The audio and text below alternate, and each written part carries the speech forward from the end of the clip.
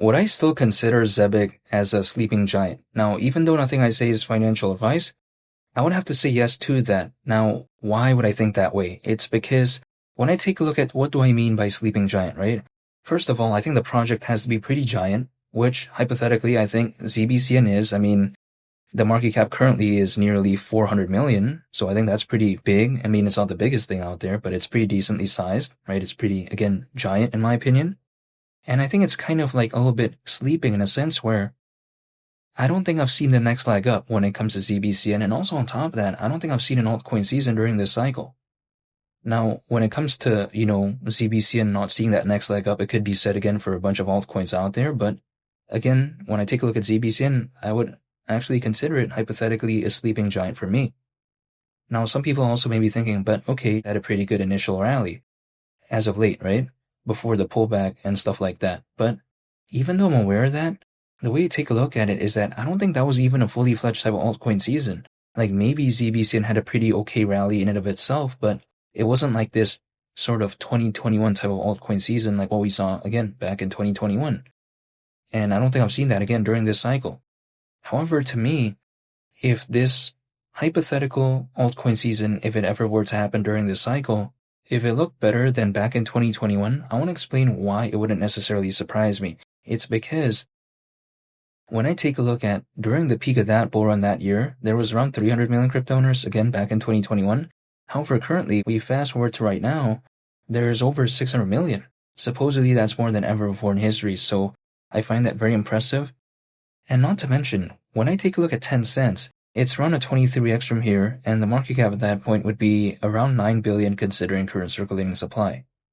Like, to me, at one point, ZBCN, 10 cents was around like an 11 or 13x away, or 12x, around that range, right? And that was again, without hypothetically an altcoin season.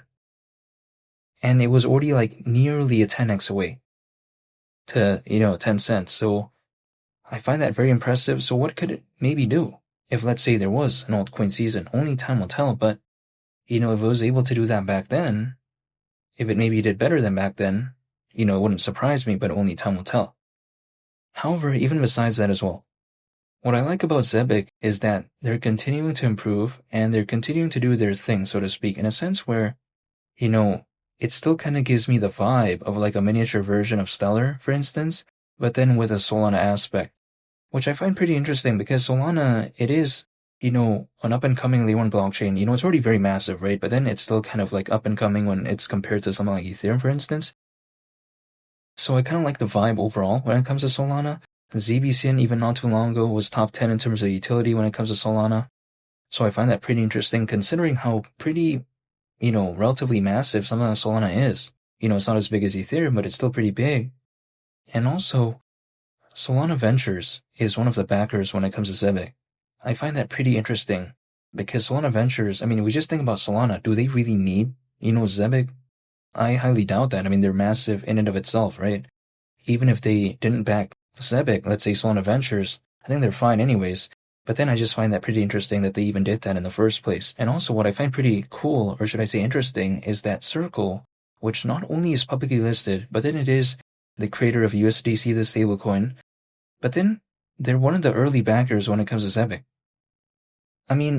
I find that pretty, interesting because, again, I don't think they need Zebec, right? They also supposedly hold a significant amount of ZBCN, which, who knows what they're going to do with that, but to me, it just doesn't give me the vibe that they're the type that maybe hypothetically they need to sell that. Who knows, right? I'm not a part of, the team or something, so I wouldn't know that. But then, at the same time, something as massive as Circle, I'm just assuming that their ZBCN holdings don't really make up such a significant amount of what they have. That's just the way you take a look at it. USDC is so massive, right? For instance, so, that's just the way you take a look at it. But even besides that, Zebec focused on payrolls.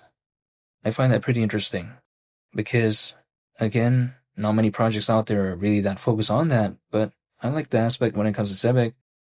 AI-based PayFi also, right? And I find that pretty interesting as well because, if we take a look at the AI market, it is expected to be worth nearly $2 trillion, by 2030, according to Grandview Research.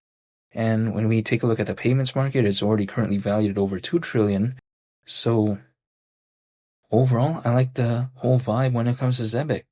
It's also focused on real-world assets.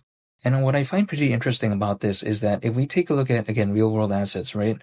Or more specifically, if I take a look at the acronym RWA, or should I say even RWA tokens, they're digital representations of physical assets on the blockchain. Like for instance, it could be used for market sectors like real estate, like art even. And again, there's a bunch of possibilities, but I just find that pretty interesting. And we've already kind of seen that blueprint for a project that is focused on that work out pretty okay, I would say, historically speaking. Like we've seen something like Ondo, be very focused on RWAs, right? Again, real world assets. But then the thing is, Zebec isn't only just focused on that, right? It's one of the components, it's one of the pieces of their puzzle, I would say, but it's not the main thing. Again, they have AI-based PayFi, real-world assets, right? They're focused on payrolls. They're focused on education. We also take a look at how they're focused on the Zebec cards, which granted, when it comes to a card more specifically, a lot of other projects out there, they do have that aspect as well. So it's nothing like really that revolutionary what Zebec is doing. But when I take a look at just the amount of things they're focused on, I find it very impressive at the end of the day. Not to mention as well, working towards ISO 20022 compliance. Now, supposedly they're again working on that, but that is kind of the main complaint that a lot of my friends have when it comes to Zebec, because they say, okay, but we want to kind of see that because they see those aspects when it comes to ISO 20022, for instance, in the case of Ripple, Stellar, or should I say XDC, which I would say is kind of a more comparable competitor when it comes to something like Zebec. But besides that, Zebec, again, they're working towards that, but if they could achieve that, I think it would really kind of solidify itself as one of these key players in the space of payments and global trade and finance, and kind of, again, be viewed as, hypothetically, maybe even a solid alternative beyond something like, Stellar, because beyond Stellar, right, people think about typically XDC, a lot of my friends do, because it does have an aspect of ISO 20022, and it's just, quite frankly, way more popular than Zebec as of right now. But again, if Zebec could achieve that, again, that sort of ISO 20022 compliance,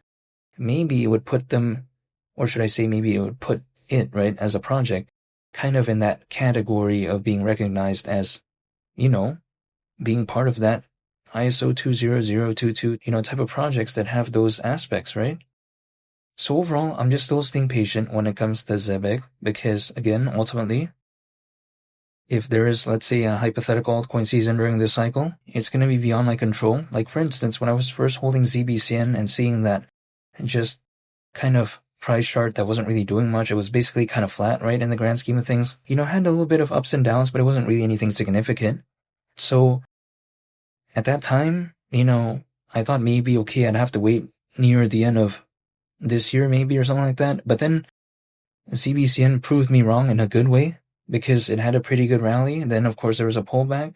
But then now, that 10-cent range is just around a 23x from here. So I find that still very impressive when it comes to ZBCN. I'm just still staying patient and just holding, and that's pretty much about it. And feel free to subscribe if you enjoyed this video. I'd greatly appreciate it. It's been Lee the Captain, and I'll catch y'all on the next one. I'm out. Peace. Bye.